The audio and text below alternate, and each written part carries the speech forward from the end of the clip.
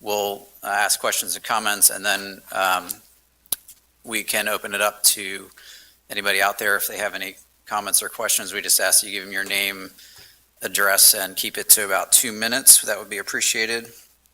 For anybody listening online, the chat is not monitored and it's not considered public comment, so that's not going to make a difference. And just for us up here, when you speak, just make sure you turn on the mic and turn it off when you're done. So with that, we'll get started. We'll start with item number 1, which is approval in the minutes from the April 18th meeting. Motion to approve. Is there a second? I second. All in favor? Aye. All right, motion passes. Meeting minutes are approved for April 18th. Next item on the agenda, item number 2, 126 North Ann Street. Is the applicant here? Oh, if you want to come up here, sit at the table. We used to be sitting down there, but now we're up here. So if you want to sit there, I just ask that you introduce yourself, then introduce your project. Tell us what you want to do. Mr. Chairman, who's ever speaking has to stand at the podium. Oh, The mic on. okay. Suzanne, do you want to give a synopsis of your review, and then they can go ahead and use the mic then?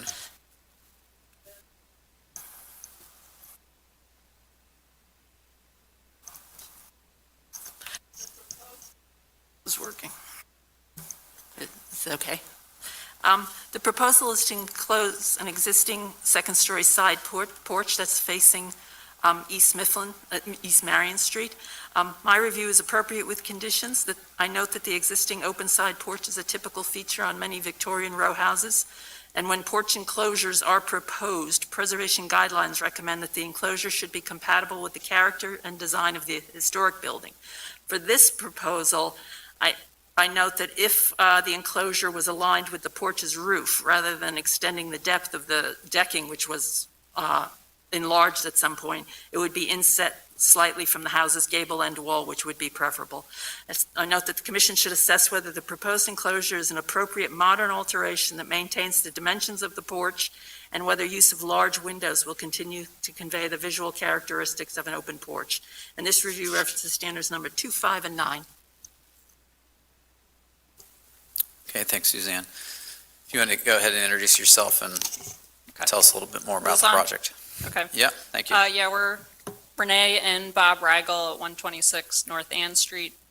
We're looking to, it was reviewed pretty well already, we're looking to enclose our second floor balcony into like a 3-season sunroom.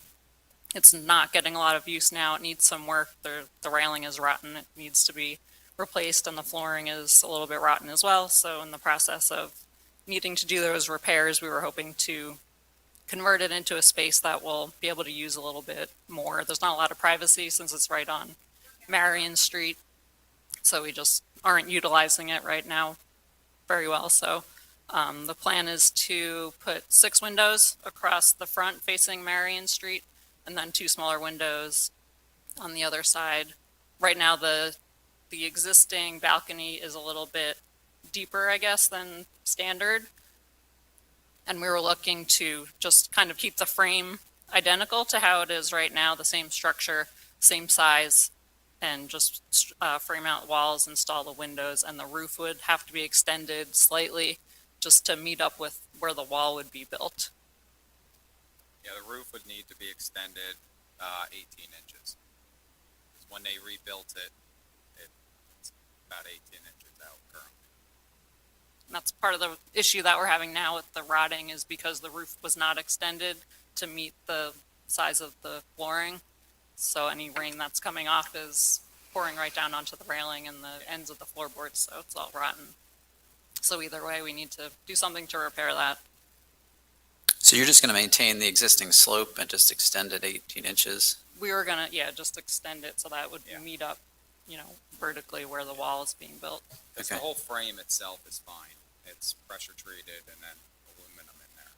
So it's just the floor and the railing that need to be replaced regardless. And materials for the outside? We were gonna do cedar clapboard style siding on the outside, just so it, it's not gonna blend in perfectly with the brick, but we thought it would be more appropriate than using vinyl siding or something that would not be age appropriate.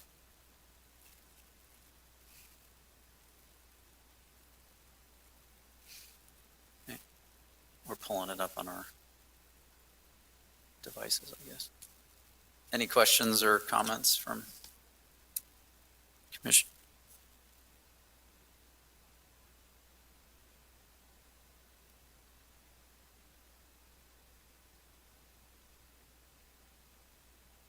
I have a copy of the rendering here, if that helps.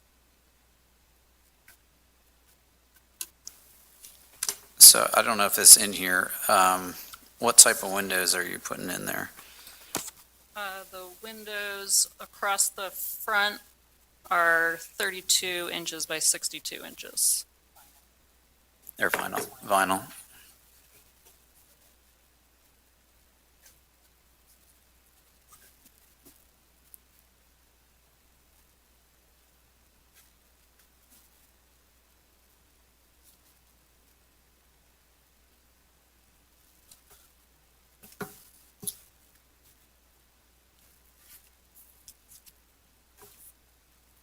Is there a permit already? Okay.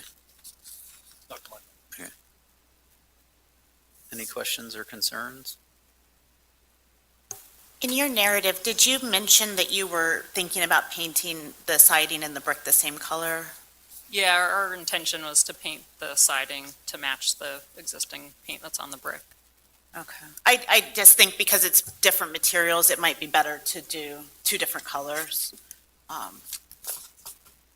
Yeah, that's something that we definitely would be open to, or that had crossed our mind when we were first planning this out, so. It looks like you have two different color brick already. The siding, the side of the house is painted brick and the front is not painted. Okay.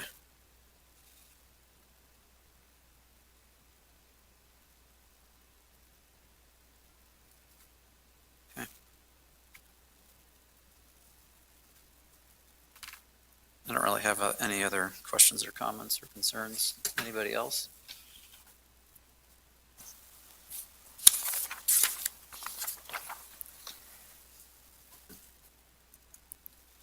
Now, would somebody like to make a motion for, this is it's just new construction.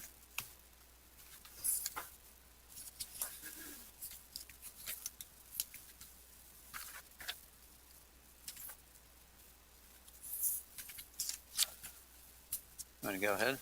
Before I start, let me just tell you, I live on East Walnut Street. So we're neighbors, basically. And I've been noticing, as I walk around the neighborhood, a lot of cedar. A lot of people keeping a honey stain color on it. Looks really sharp.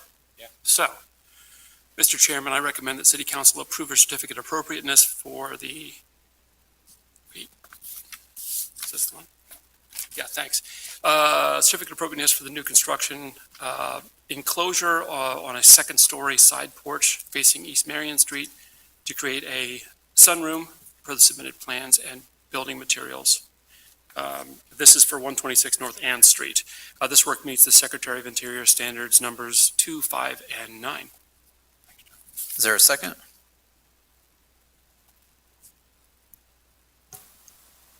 Yeah, I'll second it. All in favor, say aye. Aye. All right, motion passes. That's it. Mr. and Mrs. Rigel, they're a recommending body only, so it has to go on to City Council. It will go next week, May 24th. You do not have to attend that meeting, but I will send you the motion language in the email tomorrow. Okay, thanks. you. Thank you. All right, we'll move on to item number 3, which is 213-217 College Avenue. If those folks want to come up. Or one, I don't know, whatever you want. And Suzanne, do you want to give a synopsis of your review? This is the last time that this was conceptual, so there was no review, so. That's correct. It was first presented to the commission in a conceptual discussion at the February 2022 meeting. It's a two-part application, demolition of the modern one-story office building, and then construction of a new five-story multifamily residential building.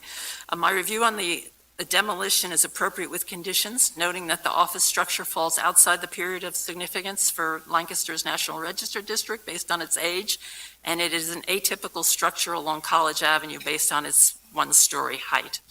I note that its removal is appropriate to allow new construction of the site conditional upon the Historical Commission's recommendation of approval for the design of the proposed new construction, which does have the potential to affect surrounding properties that do contribute to the National Register District and the local conservation district. So the review on the demolition references Secretary of the Interior Standard Number 1. My review on the new construction was additional information was to be provided, that I wrote the review based on submitted elevation drawings that came with the application, but noting that the project applicant had indicated that they would provide color renderings and material samples at the meeting itself. So I would defer to the architect's presentation tonight, where he will address the materials palette, the use and placement of different materials and their colors and textures to assess the visual impact on the building's massing, roof form, and modulation of the vertical bays, horizontal floor levels, and fenestration. Submission of perspective views, which I hope he has, should convey how the new structure occupies the parcel, its spatial relationship to nearby buildings, and its interface with public streets, including Elm Street. My review notes that the proposal appropriately addresses standard number 9 and 3 of the design standards, the ones that address rhythm and patterns, architectural details, and streetscapes. But the applicant's color renderings, perspective streetscape views, material samples, and presentation should address whether it complies with 2 more design standards, as in size, scale, and proportion, and materials and textures. All right, thank you. Yeah, if you want to go through the presentation, I think as you go, if you just want to highlight anything that's different or new, that would be helpful. Okay. You have to come to the mic, please.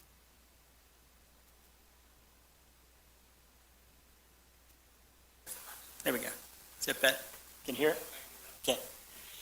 Gary Weaver with Tippett Weaver Architects. We were here, I believe, in February to sort of walk through the conceptual approach to the project. We have developed that considerably since then, so we're going to walk through some of those changes and kind of talk about material selections and so forth. I am going to review some of the previous information just to refresh everyone's memories. But as a starting point, obviously, this is the original conceptual rendering that we showed in the last meeting. I want to start kind of where we started last time and talk about the existing site. And so we have Sanborn maps from 1932 and 1950. The yellow area up in here is the area of the site that we're dealing with. College Ave is right here. Chestnut Street runs along here. And you can see this was the original St. Joe's Hospital that's across the street. So 32 and 50, those maps are relatively similar. I primarily wanted to show you what was on the site previously. There were 4 townhouses that faced College Ave and were sort of stepped back.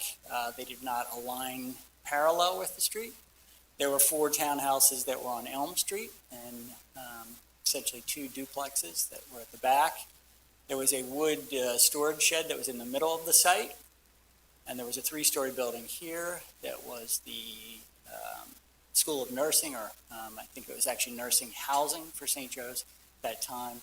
I do have a photo of that, which Suzanne was able to locate, which we could not find previously, which I'll share with you. And then also in the back portion of the site, there was a large warehouse structure that extended pretty much through the entire depth of the site and was 4 stories tall. The 50s aerial photos, this is early 50s up in the top. So you can see the original St. Joe's Hospital that's up in here. And later 50s, probably almost in the 60s, down here we see that the hospital, the original hospital has been taken down, and obviously a new hospital in its place. The site that we're dealing with is down in here, and so the houses that we talked about along College Ave, the School of Nursing or the nursing housing is here, and then this warehouse structure that cut through the site. This was the nurses' housing, which obviously a great building that's since been lost, but have a nice old photo of that. So I'm just going to walk through the current conditions up there. So the project site is right here. We're on College Ave. There's a 3-story medical building that's here, which is outside of the site. And we have the Milagro House here on the corner of Chestnut Street, which is at the south end of the site. Across the street, going from Chestnut Street or Marietta Avenue the whole way up to Walnut is the old UPMC hospital. And you can see that really varies from 4 stories at this end to about 5 stories here with the penthouse on the top, 6 stories at this point, and then 7 stories as we get to Walnut Street, again with a penthouse on top of that. As we come down to the photographs at the bottom, we have College Ave as we go a little further south. And so this is the intersection of Chestnut. It's kind of that 5-point intersection here. So Chestnut's here. We're headed down the hill, and you can see essentially 2.5 to 3-story structures that go down the street from there. At the top, we have Elm Street. At the back of our site, the parking deck that currently exists there, our project site is here adjacent to the parking deck. 2-story and 2- and 3-story structures on Elm Street on the west side. And then as we go to the east side, again, 2.5 and 3-story structures that are on Elm Street. And several of the houses that back up to our site on West Chestnut are shown down here at the bottom. This is the 1-story building that's at the front of the site and is the building that we're proposing to demolish to make the project, to make this project happen. So the 3-story building is located here in this photograph. The 1-story next to that is right in here. That's the building that's proposed to come down. Here's some other views. Again, College Ave here. This is along the back side of the building that's currently there. And then behind that building is the parking deck that is remaining, and we'll talk about some of the changes to that since we were last here. This is along Elm Street down here, and you can see the parking deck is here. This masonry piece was a ramp piece that comes down and actually you can circulate from the upper level down the ramp into the lower level of the parking deck. There's an access point right here from Elm Street to get into the parking deck. With that, I'm going to jump into the existing site plan as things currently sit. This is the 1-story structure that we talked about. The parcels that are owned by HDC Mid-Atlantic include, or will be owned by HDC Mid-Atlantic include this trapezoidal site that's right here, and another parcel that's back here that fronts on Elm Street. There's a rather odd configuration of another lot that kind of doglegs back here and includes all of the parking deck. That parking deck is now owned by Washington Place Equities, who is the developer who's working on the housing across the street at the hospital site.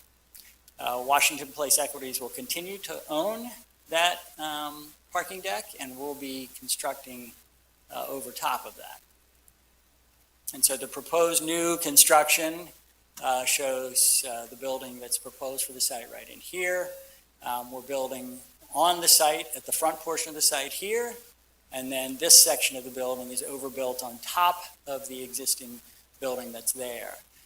In the last presentation, we had thought that this entire section of the deck would be removed, the ramp would be removed, and we had shown development of the back portion of the site here where we had parking and access out to Elm Street. That has since been revised, and we've gone back to maintaining the existing circulation pattern. So you can come into the parking deck from College Ave here, you can circulate around the building and go back out at this point to College, or you can circulate through, come down the ramp at this location and park at the lower level. You can also enter this parking garage at this point at the lower level and park at that level, or come up the ramp to this level. And so all of that circulation that currently exists is being maintained. Okay, here's our site plan for the proposed new building, and obviously we're showing the first floor level at this point. We've aligned the front edge of our building with the neighboring structure here, so it's sort of set back from the street, the same amount of space. This essentially aligns with that. This corner of the building over in here sits on top of the footprint of the existing 1-story structure that's in the site And we're taking this area at the front and developing that as a landscape sort of courtyard space. The main entrance to our building is at this point right here. Some landscaping in this area, and we do have a small stormwater retention area. It's going to end up in here. We have a sort of section of the building, a little seat wall piece that comes out here that sort of forms this kind of entrance point into the building. We have a notch in the building here where we have a little outdoor play space, recreational space that's part of the project. And access into the site or to the parking would be from this level, coming in here and coming into the parking here, or from the lower level coming in to the area underneath this parking deck. At the back portion of the site, we have a stair tower here, and that'll make more sense if we walk through the plans. But the rest of this area back in here is no longer being developed beyond just keeping it as green space. We're showing some development of planting along the street, maintaining an existing tree that's back here. We will have a walkway that takes pedestrian access out to the street. There will also be another stormwater management basin subsurface in this location. And then I'm just going to quickly walk through the plans just to give you, as best an understanding as I can in a very brief period of time. This is the lower level or basement plan. The yellow area here is the only area that we're really excavating.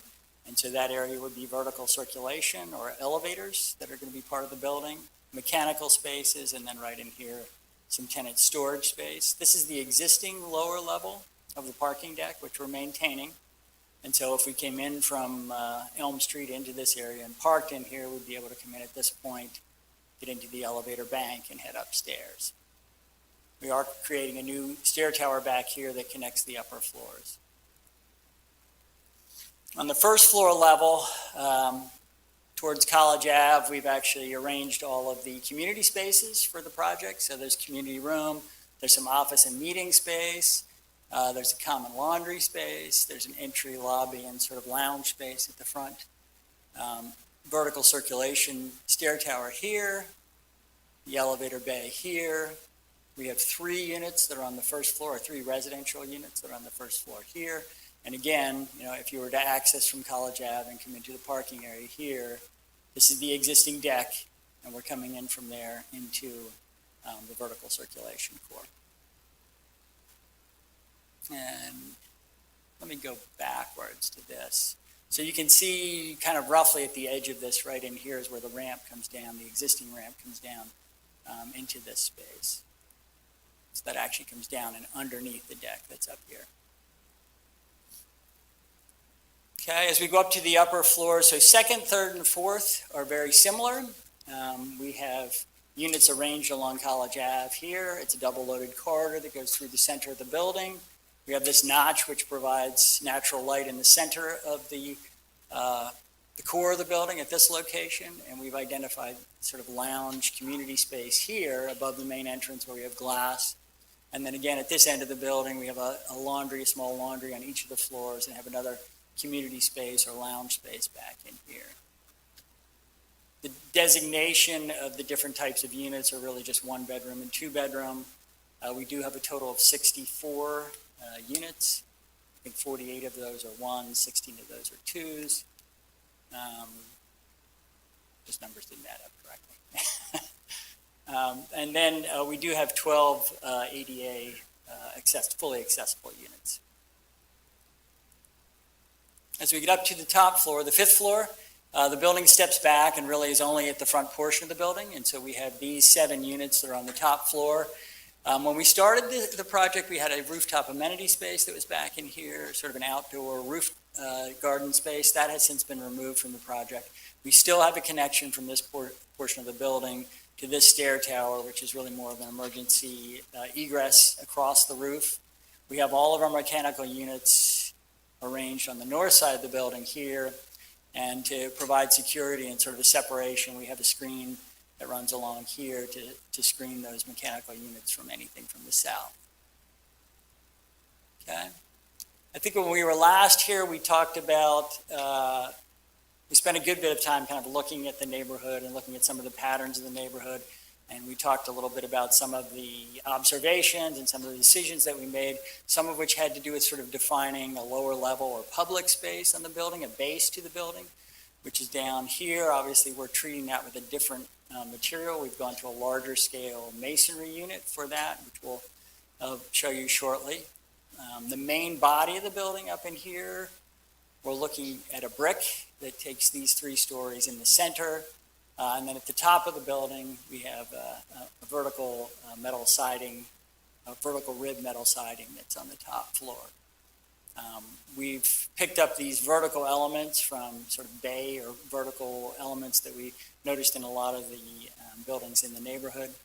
And we've broken down sort of the width of the building to the modules similar to what we find in the street. And so you can see kind of breaking it down into smaller pieces as we work across that first elevation, the front elevation. This is the elevation to the south. And so on the south, we're actually returning the brick along this side. We have these repeating of the vertical elements that come along the back of this elevation. So we have those bay pieces that project. The bays that are on the front actually project about 1.5 feet from the building. The bays that we have on the side are a much flatter bay. They actually only project about 6 inches from the face of the building, and I'll kind of show you some images of what we think that might look like. This is the area of the parking deck that's back in here, and then obviously at the back of the building we have the stair tower that connects all the floors. This is the revised elevation towards Elm Street, and so what you can see in Elm Street is the existing parking deck that's here. We're seeing our building beyond up on College Ave. This is the masonry piece that currently is the end wall of the ramp, and so that's staying. This is the portion of the building right here that comes out to Elm Street. And when I say it comes out to Elm Street, it fronts on Elm Street. It actually sits back from the neighboring properties about 50 feet. These 2 levels right here are the parking deck levels, and we're working on some treatment of this large opening here to break down the scale of that, where we have a framework that's in here and a metal grid of some sort up in here to kind of make that entry point from the back. We did end up with this large end wall at the stair tower, and we're showing a simple trellis piece there where we thought some of the planted material might grow up along the back wall of that building. So in the back elevation, the base is being handled with that larger scale masonry unit that we talked about. The upper levels in this area will be a cementitious kind of stucco finish. And then the top level of the stair tower, we have the metal siding again. This is the elevation towards the parking deck, and obviously this level right here is below grade. And so this is coming in, sort of entering into the parking at this level, kind of similar treatment to what we had on the south side. Again, this is the front of the building, and we're bringing the brick back along this side to a certain point, about 2/3 of the way back on that north elevation. And then I wanted to kind of just quickly run through some of the things that we showed in the last presentation, just to kind of run through a basic section of the building. And we debated on whether we should keep this in here, but I think it's informative because it kind of shows this level right here is really the 2 levels of parking that we have here. This area in here is really community space, and so it's really these levels up in here that are the housing. And then obviously you can see we step back the building at this point. And you can also see that the site drops off from this point on College Ave to Elm Street, pretty much a full story height. And we include these again also just to kind of show the relationship of the houses along Chestnut Street, the rough scale of our building, the rough scale of the medical building that's currently in place there, and then a view, kind of a bird's eye view on College Ave looking down at the south elevation of this building, and again, the Chestnut Street properties that are here. And sections that we cut through to kind of look at the relative scale of our building, which is proposed here. This is along College Ave, and so this is the medical building that's next to us, the proposed new building that's here, the distance between us and the properties on Chestnut Street, the north side of Chestnut Street, the width of Chestnut Street, and then the south side of Chestnut Street over here. And then a transverse section that looks at the site east-west, and so we're starting in Elm Street here, the east side of Elm Street. We're seeing the west side of Elm Street beyond here, and so the face of those buildings on Elm are right here. face of our building is set back here.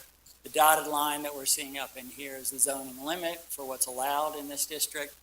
And then again, you can see that in this diagram as well. And with that, we kind of wanted to look at some images to sort of walk through kind of where we ended up on the selection of materials. And so we came to this notion that we really wanted to have a sort of medium colored brick for the building and go to a darker window and window trim. And so these are a number of images that we've collected from around town. This one's not from around town, but the other three are. Obviously, you can see the stone base here, the brick that's through the center part of the building, and sort of darker treatment of the windows. We put this in because obviously we're talking about these bay elements, obviously a much more historical bay and a really wonderfully detailed bay, a very heavy cornice, but this notion of having the bays be these darker vertical elements that sit on this sort of medium colored brick and then have a slightly darker base. We showed this image largely because it picks up on a number of the things that we're talking about. We feel like it's considerably overdone as far as the amount of design ideas that are going on here. But it does have this sort of darker masonry base. It's kind of stone, and as you come up, it has a little bit lighter or sort of a kind of oranger tone of brick that's in here. It does have the change in materials at the top floor to kind of break down the scale and bring this cornice line down. It does have these vertical elements that are treated with a darker color. So we thought there were a number of things about that are similar to what we're trying to achieve. I put these two images in up here just to kind of talk through the bay. And so we talked about the treatment of the bays that we have on both the north and south, which are relatively flat bays. They're pretty minimally detailed, and so we have this very simple trim that runs around and a clapboard that runs between those. We're proposing a hardy siding or composite siding that goes on those. The darker windows, this kind of medium gray color. We showed this image because this is sort of a panel and lattice or panel and trim, and we are doing a detail very similar to that on the area above the main entrance on the building. And so these are really images to help kind of guide you or give you some idea of what we think the detailing of those pieces will be like. Again, a couple more images that kind of pick up on the same notion. Obviously, a very historical building here and the same sort of treatment, this sort of stone base, a little bit darker, the brick in the center, and then this sort of change of material as we get to the top floor, and then several other more modern versions of how that is handled. We showed these couple photos, which are our neighbors to the south, and we kind of feel like the direction that we went on color palette and so forth is fairly similar, which is why we included these. And then these are the materials that we have on the table, and maybe it's easier for me to kind of walk you through the colors that are on the table. So we have the brick that we selected here, kind of medium tone, has a little rustic quality to it. It does get some of these higher fine brick, the common from over mixed with brick. The base that we have is actually, the portion of this is the scale is much larger. This is more of a 16, I think a 16 format, so it's much larger. This is the base material that we selected for the bottom of the building. The color for the base is this material, and the number of black for all the windows. And then the metal side at the top, which is the gray. Cast stone, it's the separation between the brick and the metal, the brick and the stone. So this here, and then we also have mortar selection to each of those. And that's cementation, stucco finish. I have to say, we've been going back and forth on the final selection of those colors. We started out with something that was a little more kind of taupey, and it felt a little cold, and so we're trying to warm it up a little bit. So it's just sort of a redder tone, a warmer gray tone to those colors. And with that, I'm going to kind of quickly show you the renderings. This is the rendering from the Elm Street, and so we're obviously walking along Elm Street here. You can see the masonry base that we have here and the stucco above the bay pieces. And then the view from College Ave would be this view here. So again, masonry base, the cast stone string line that comes across here, these vertical elements that are in here, the entry piece that slip back in here and has this sort of entry canopy, and you can see how the brick kind of returns around the corner back in here. So that's what we have to present for now. Obviously, we'll answer any questions. Okay, thank you. Well, questions or comments on the updated presentation? I had a question about the material. You showed the speckled one as the stone. What's the gray beside it? This gray, we have one section at the back of the, so we have that little inset in the building. And in that inset, we have an area where we have a play area. And so we were projecting to put that material in there largely because we like the idea of that area possibly being a mural area. And so we were going to a less expensive, simpler brick, simpler basement piece than the mural area. And that's what that's about. And I do have to say, this material, we've gone through pretty much every ground face block company we can find. We've ended up with a company in Connecticut called Westbrook, which has really nice mix of matrix and colors. They have many more options on what the colors can be. And you can look at them on another project. We've gone again to the richness of the aggregate and the color. Sticking with the material question real quick, the cast stone band, is that, what were you thinking on the profile and where were you, maybe, was that pulling from some of the images you had or, how was that generated? I think that was really just to cap off the base of the building and make that separation between the two. At this point, it's a fairly simple profile. It does have two steps in it, so we get a shadow line from it. And so it's between 1 and 2 and 4 and 5? It's between 1 and 2. 4 and 5 is actually a composite material up there. It's going to be a painted composite. Got it, okay.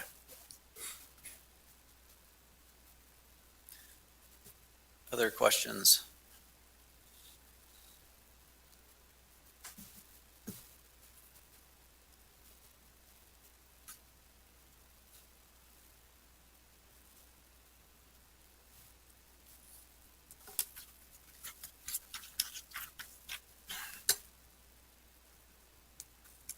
So just, I'll start. It looks like from last time, there's no rooftop amenity. That was a big change. It looks like, I'm not sure how many units were from last time, but it's similar.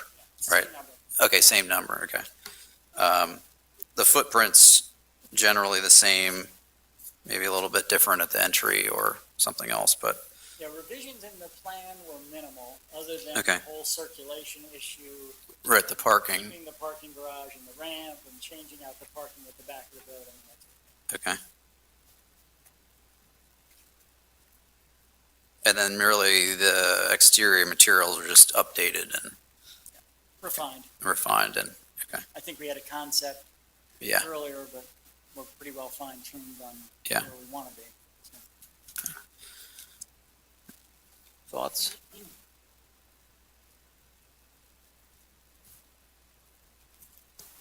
Did you say when you were discussing the, I guess it's the south elevation, that you're building on the same footprint of the existing building that's there? Yeah, Is- so I can run back to the plan quickly.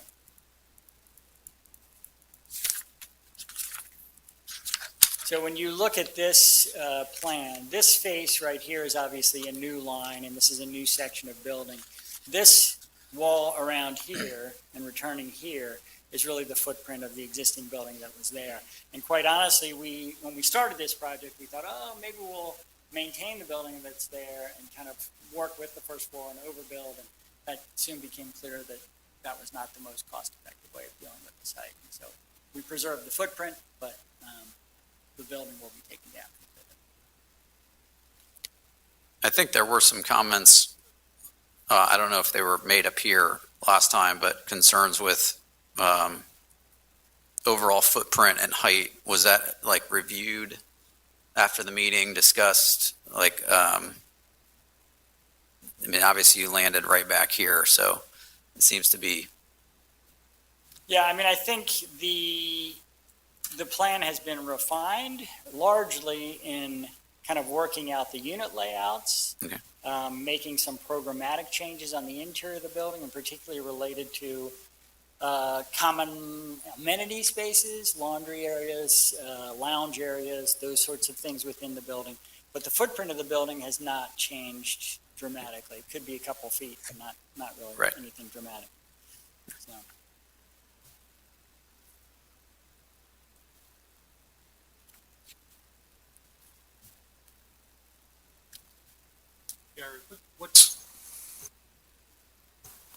Gary, what's the setback of the building from Elm Street in dimension-wise? Is it 50 feet? It's set back 50 feet from the face of the neighboring structures, and then obviously those structures are set back from the street, probably 8 feet for the sidewalk, and then a porch area. And so we're from the face of the building back 50 feet.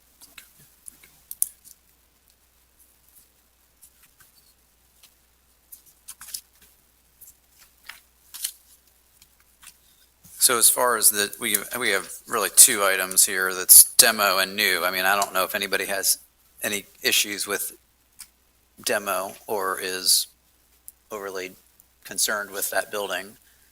I don't think there's a harm, and I appreciate you tried to look into keeping it, but I could see it not being a viable option. It's not a really compelling building. It's not my favorite when I take a walk around there. So,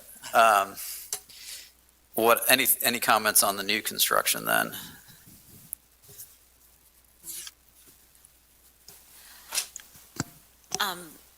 I've thought a lot about this because there, were so many comments during the first, the conceptual review. And usually I'm really, wanting to keep with massing, especially if you're abutting a historic building. But because this is kind of its own little parcel and it's not touching any other historic buildings, and the hospital is right across the street, I think that it matches the streetscape that has been, the precedent's been set for that neighborhood. And I know there's concern about the buildings on Chestnut and on Elm. You've set back from Elm. And I think a good example in the neighborhood of similarly sized buildings, similarly spaced, is are the houses on Northwest End with the clock tower behind them. And when you're standing on Northwest End, you don't see the clock tower behind them. So I think that's a comparable for the concerns from the Chestnut Street facade. So I think that our streetscapes are the College Avenue and Elm. So that's I think it's a good infill design for what the goal is. Yeah, I would concur. I mean, that's kind of, I think, some of the conversation last time. I mean, this image here, works with the building that's next door and the hospital, the Delp Pavilion across the street. So I still think that's fairly successful. John, anything else on that before I turn it over? Good. Okay, are there any comments? And if there are comments or questions, again, if you have, just say your name and your address, and please speak up into the mic, and we'll give you about 2 minutes. So does anybody have any questions or comments? Okay. Excuse me.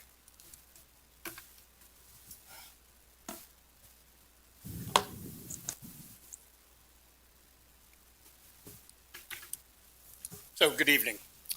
I'm Barry Russell. I live on the 200 block of Elm Street. While my words this evening are indeed my own, I also represent a group of neighbors who reside on Elm, Chestnut, Walnut, and Nevin, people who have come together to help find the best solution for the College Avenue project. Can I say from the outset that concerns you will hear this evening and concerns expressed at other commission and authority meetings never once made any indication we are opposed to affordable housing. For some reason, LNP has decided to characterize us as such, and since I see the reporter here this evening, I think this is important to state. And our actions this evening and to date have shown our real concerns.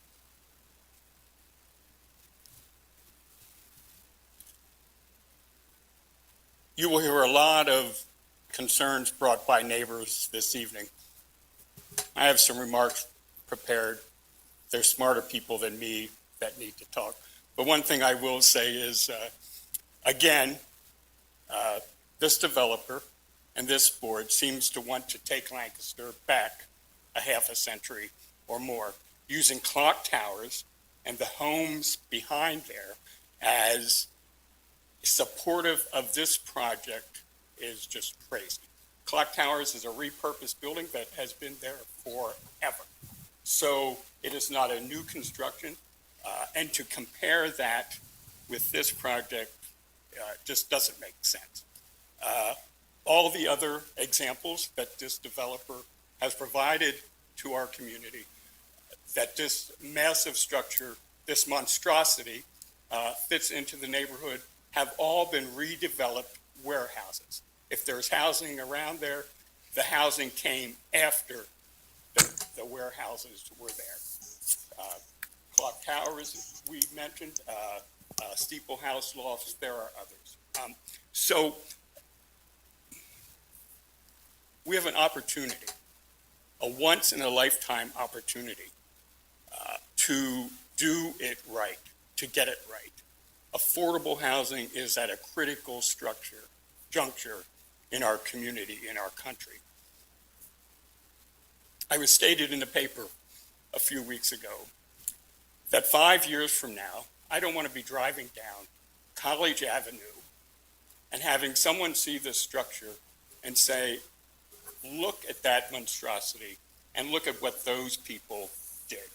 Because when the ill effects of this structure come to play, the developer will be long gone, everyone will have gained their money, and the people who will be affected by this the most and will be criticized by it the most will be the people we are claiming to serve.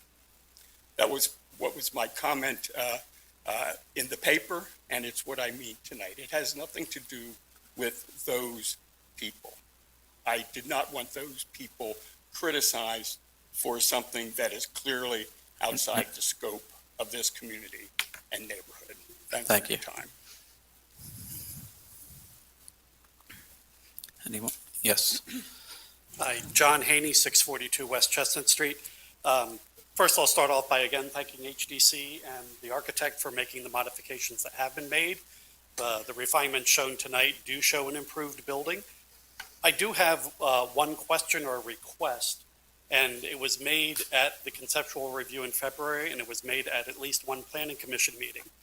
We see great elevation drawings like this one, or photos, mock-ups of this and Elm Street, which give a very favorable impression.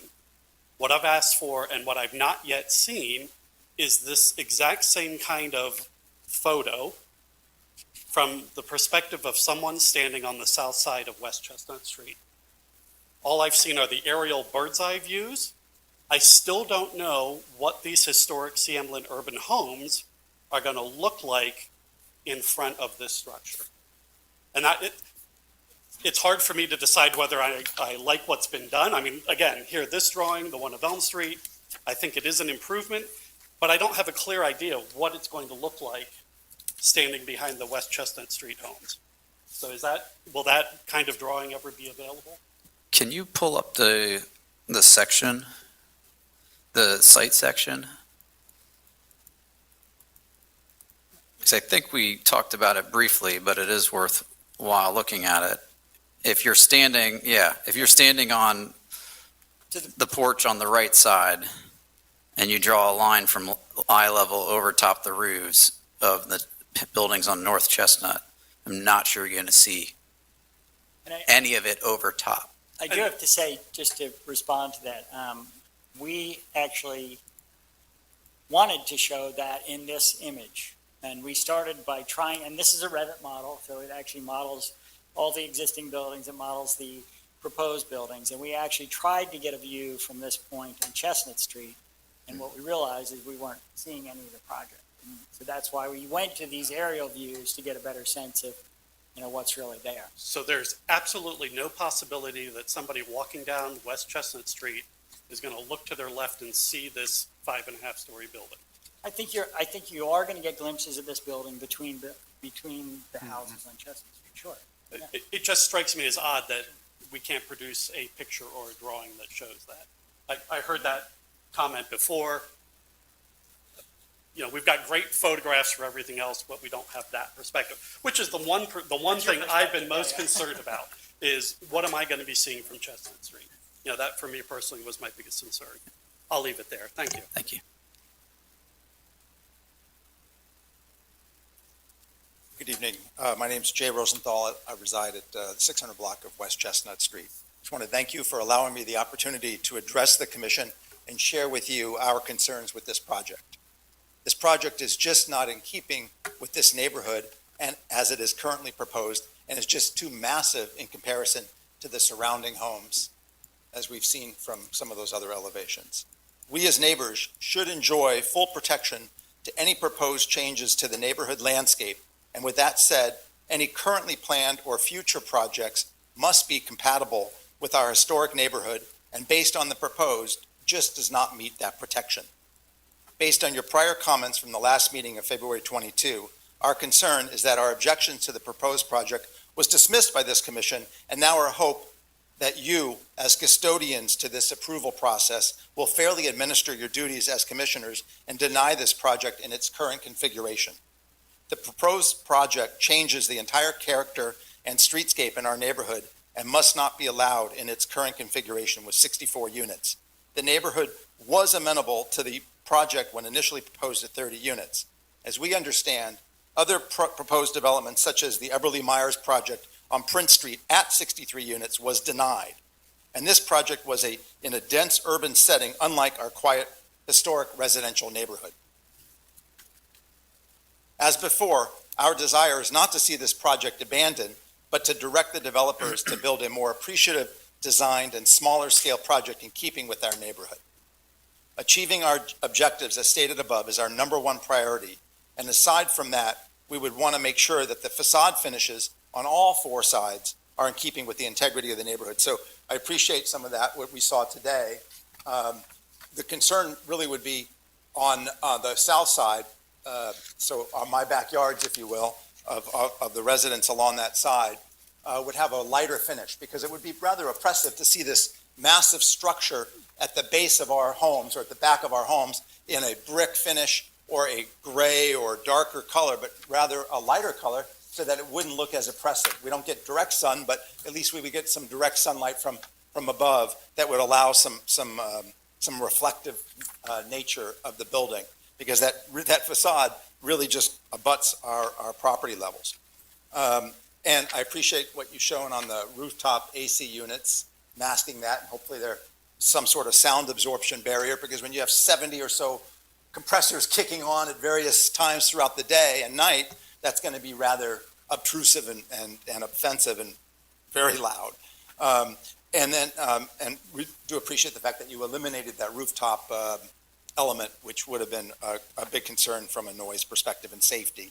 And then, just the landscaping around, appreciate the additional drawings. Just want to make sure also on the south side that there's some focus on the landscaping along that side. So again, that's our backyard.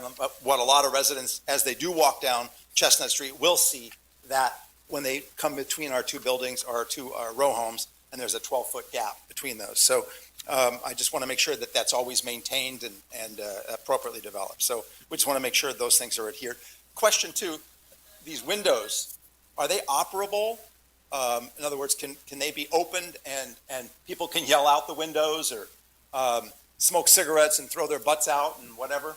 So all the windows will be operable. They are set up where they have limiters on them, so they can only be opened a certain amount. I can't really speak to the smoking issue. I don't think there's any smoking allowed in the building. Yeah. So will people yell out of the windows? I don't know. I was in college and everyone yelled out. Yes. As long as I can yell back at them. No, I won't do that. But, I don't know if that can be looked at or that is a concern. I know if I were living in there, I'd probably want an operable window, but just a concern that things will come out of the window and into our backyard since it is only 5.5 feet from our backyards. Thank you. Appreciate it.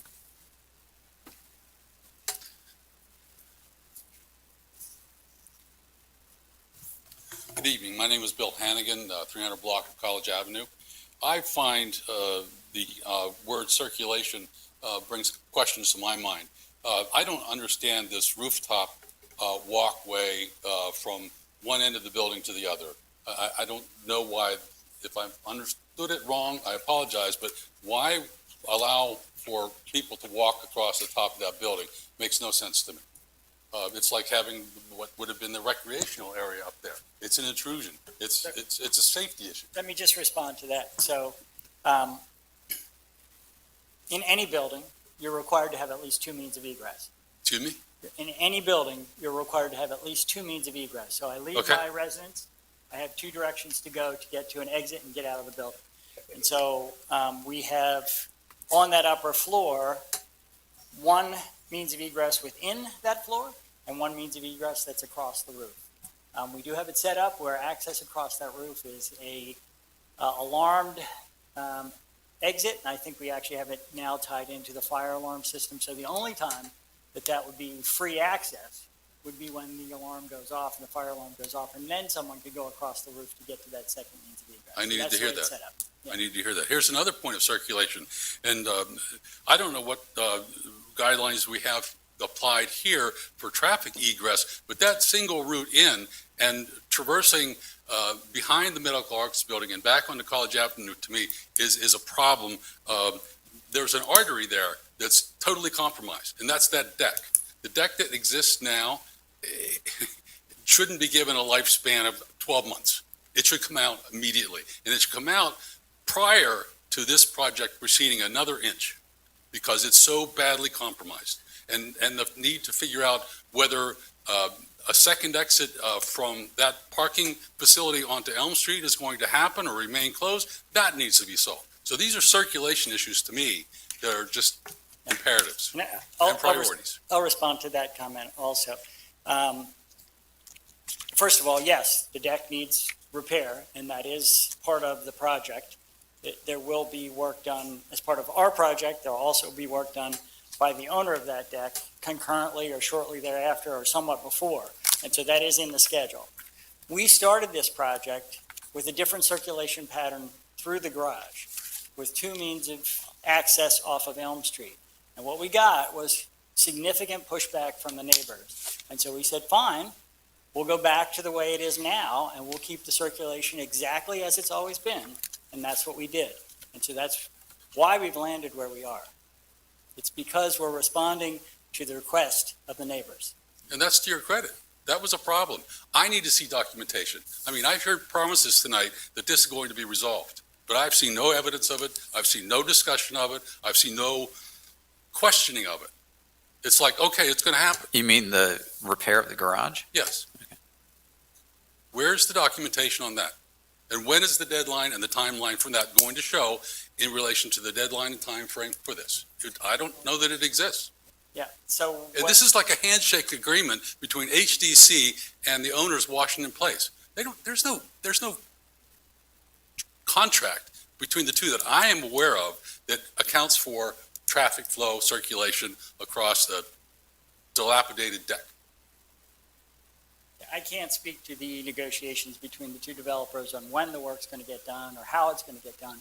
But what I can tell you is we're relying on that work to be done for the access and for the ramp to make sense as part of this project. So it has I'm relying on you to document it.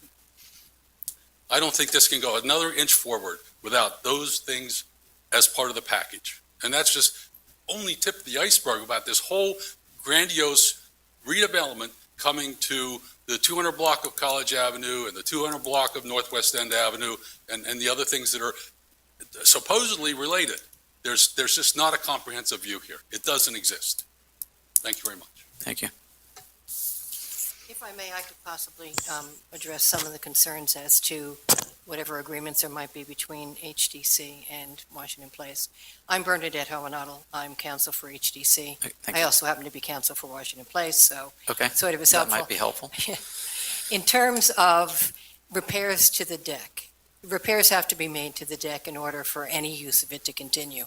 It's in bad shape now. It will be repaired by HDC for their portion of the deck that they will be utilizing for their project. It's also going to be repaired by Washington Place for them to be able to use it, because they have intent to use it for parking. And in order for it to be structurally sound, for them to be able to utilize it, repairs have to be made. So I can tell you, repairs are going to be made. In terms of timing, that hasn't been worked out yet.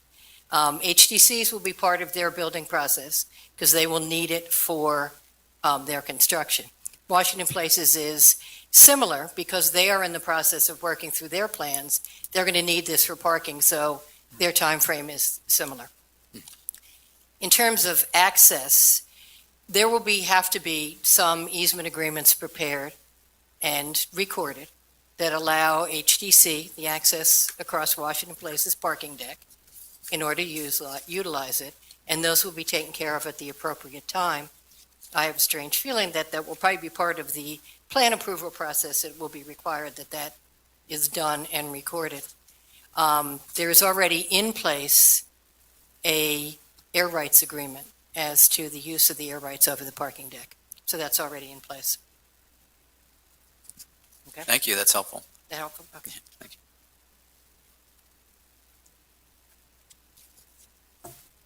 Hi, my name's Laura Sabatini. I live at 543 North Mary Street.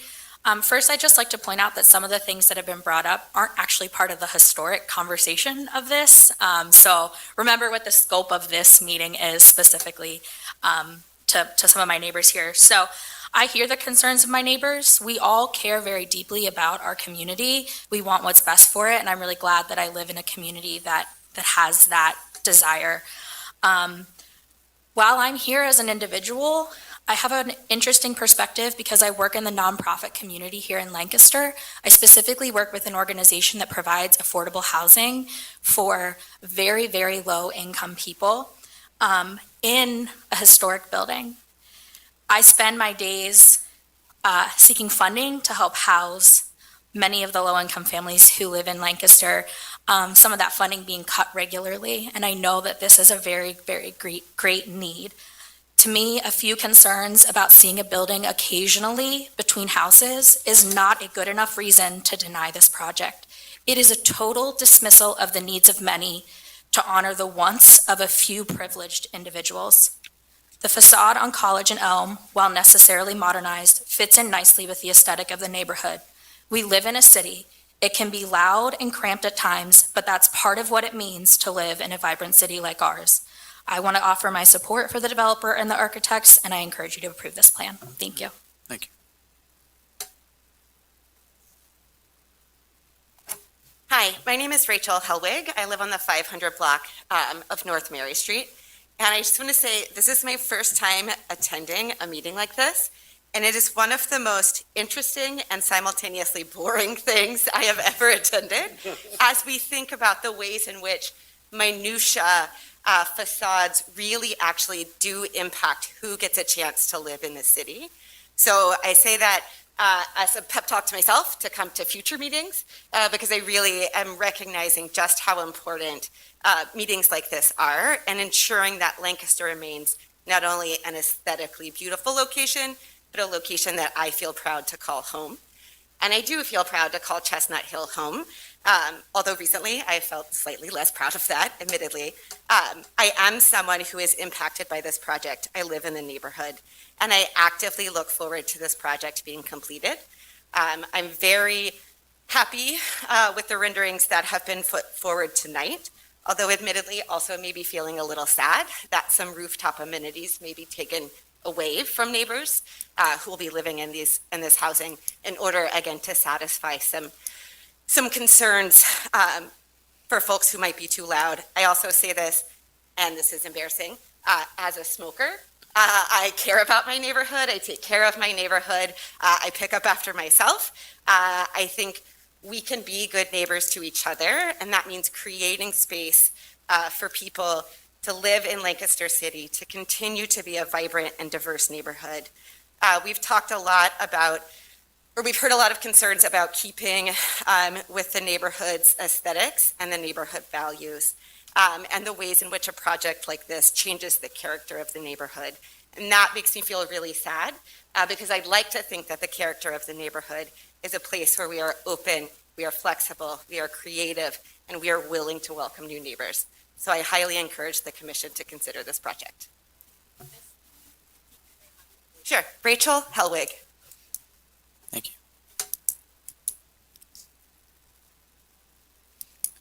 Hello, I'm Beth Bathe, and I live at 655 West Chestnut. And first, I want to respond to the clock tower that you were talking about.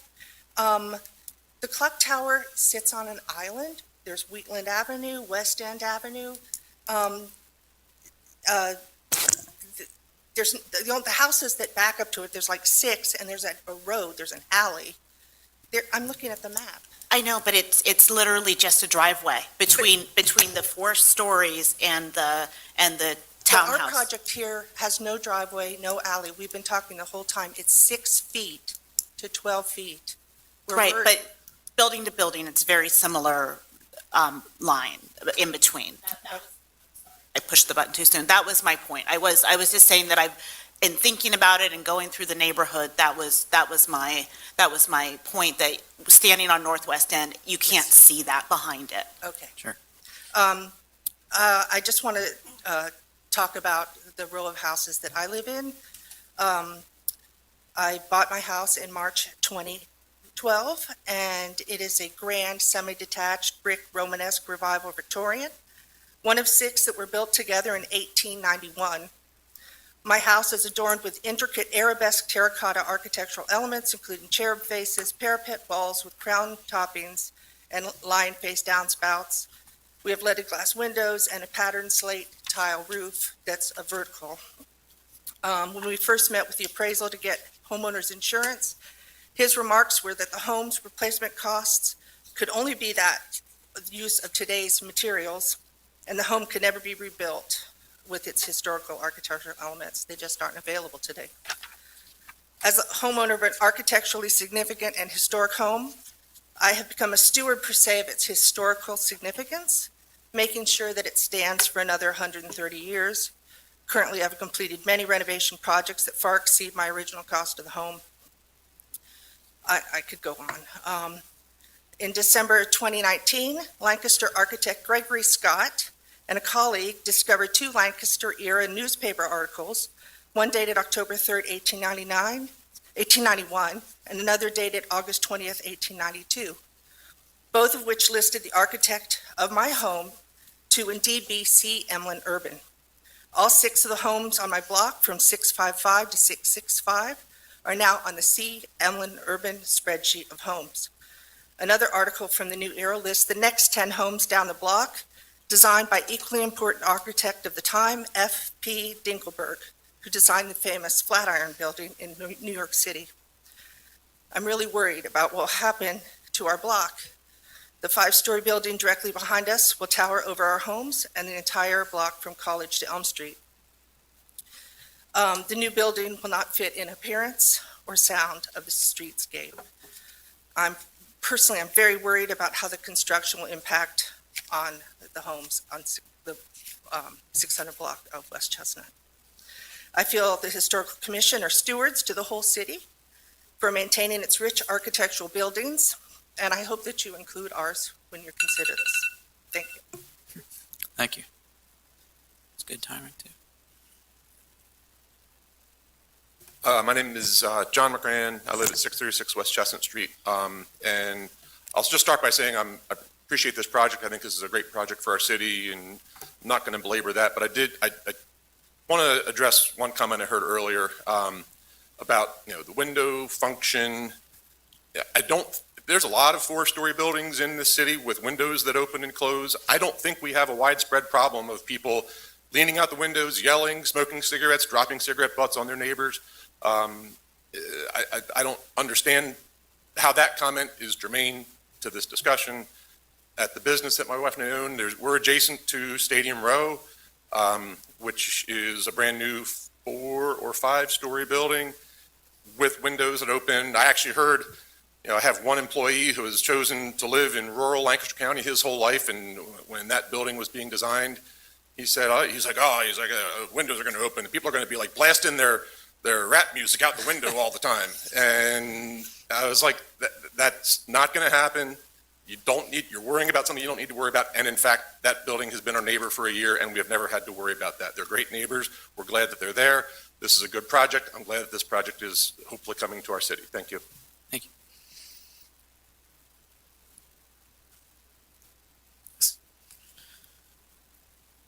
Hi, my name's Pamela Stoner. I live at 912 Marietta Avenue in an historic house across from the Long Home. And I wasn't planning on speaking this evening, but as I'm sitting here looking at this rendering particularly, when I think about it in relation to the hospital that exists, the 1950s hospital that exists, and the medical arts building that's next door to it, part of what we can see here, I think about the Milagro House that is on the other side of this building. And I think it's really important that when we look at this particular building, we consider it as a whole with the entire project, not just the HDC component, but also what's going to transpire down the road with the Washington Place Equities component. And in looking at the historic references that you provided, I thought that was really very nice. I thought there were some really good points that you made. But one thing when I look at this design, and I look at the design that was presented very preliminarily for the market rate townhouses, and again, I think it's really important because this is such a huge project that we consider the overall impact, not just piece by piece, but the overall impact on this neighborhood. And one of the things that I'm noticing about the designs as a whole is that they don't take into consideration the variation in the roof lines of the houses that exist on Chestnut Street, that exist on the other end of College Avenue, and so on and so forth. So again, I'd just like to encourage you to consider not just the design of this building, but consider the fact that it's a precedent that we're setting. We all kind of chuckled at the fact that that building that needs to be torn down was a big boo-boo in the past and that we're not really sorry to see it go. I think that we just have to be mindful that we are setting precedent here. We are perpetuating the appearance of the 1950s hospital when we consider this type of roof line. And I do think that we need to look down College Avenue and take a look at the houses that continue past this, beginning with the Milagro House. This building, to me, has the opportunity to be a transition between the very bold and blocky architecture that is part of the hospital block and part of the medical arts building, and the very undulating roof lines of the buildings that extend down College Avenue. Thank you. Thank you. Anybody else? Okay. Thanks for everybody's comments. I appreciate it, and appreciate people coming out and participating in the discussion. It's beneficial. Do you have any other comments, applicant, or? I don't really have anything further to Okay. follow up to tie up. Thank Okay. Actually, Gary, there was a question about the south elevation. Could you just quickly go over the materials on the south side and the colors?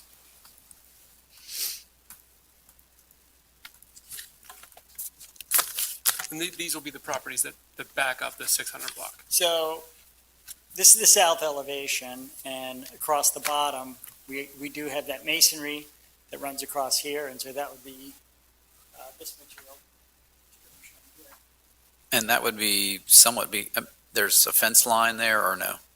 There is a fence line along that entire property currently. Okay. Yeah.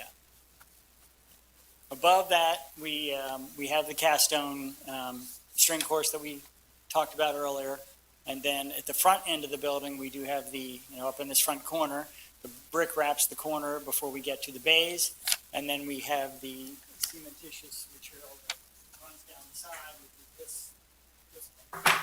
Okay.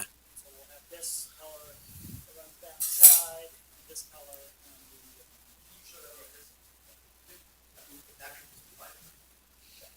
I have to tell you, we actually started with it felt very cold, maybe something that's a little warmer and has more of a red tone. We felt that was a better approach. And I have to tell you, we went through a handful of different color selections, set them up across the street, walked across the street, had the office kind of look at them, thought the best solution. And this is kind of where we ended up. Because the black blue and the dark gray for the days, and then this normal gray. So the stucco's about 2/3 of it, and then there's the bump outs, right? But that the siding. Okay. And then on the top, we do have some of that. It's the metal. Okay.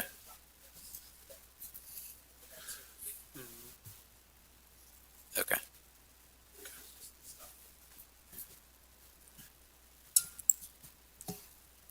Any other questions or Thanks, Gary. comments?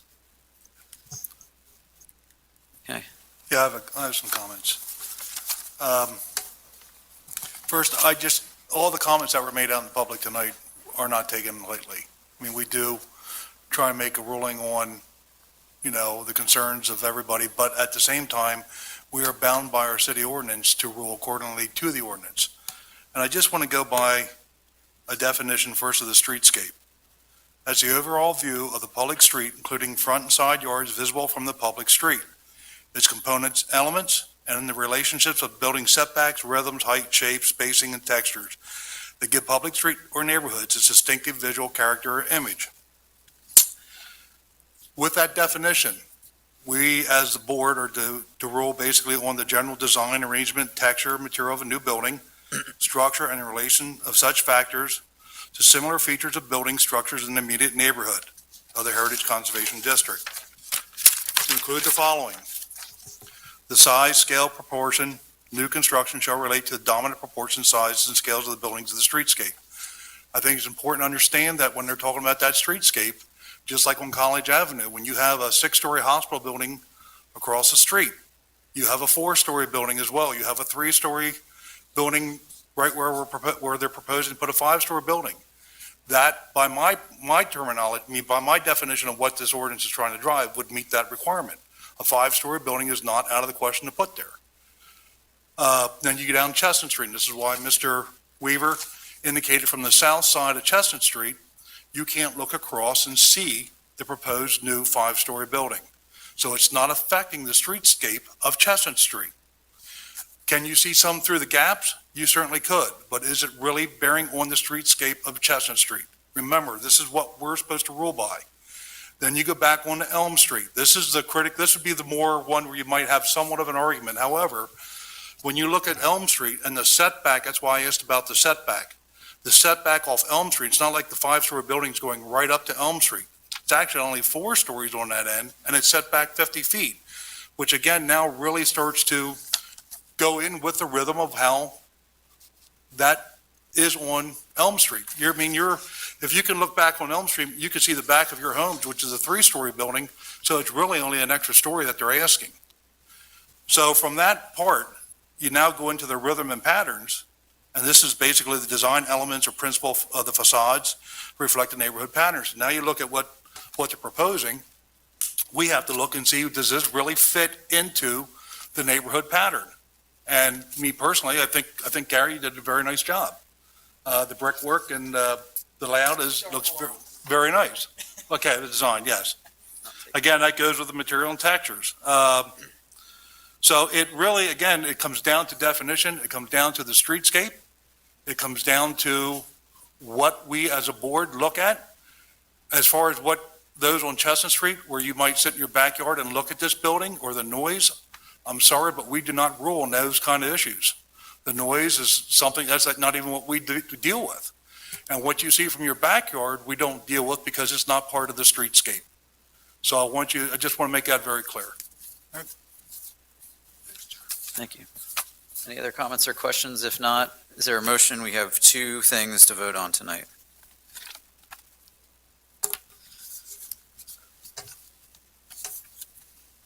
Want to continue? Sure. Mr. Chairman, I recommend that City Council approve a certificate of permanence for the proposed demolition. To demolish a modern one-story office building and a portion of a rear parking deck to allow for new construction at the site. This work meets the Secretary of Interior Standard number 1. Is there a second? Second. Any discussion? Okay. All in favor, say aye. Aye. All right. Motion passes.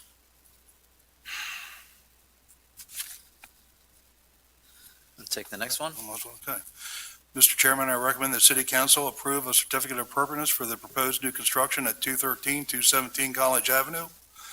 Construct a new 5-story multifamily residential building fronting College Avenue to contain 64 apartments, featuring 2 levels of structural parking and a stair tower facing Elm Street for the submitted plans and proposed buildings materials. This work meets the Secretary of Interior Standard number 9 and the design standards. Is there a second? Any discussion? All right, all in favor, say aye. Aye. Okay, motion passes. Suzanne, do you have a?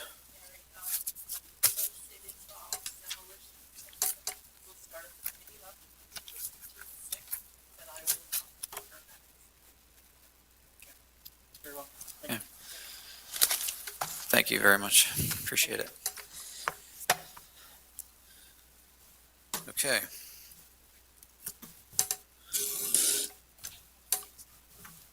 Guess we have any other business? Suzanne, what about assignment to the commission? You probably should have somebody at the committee meeting. That's the June 6th meeting? Yes, potentially.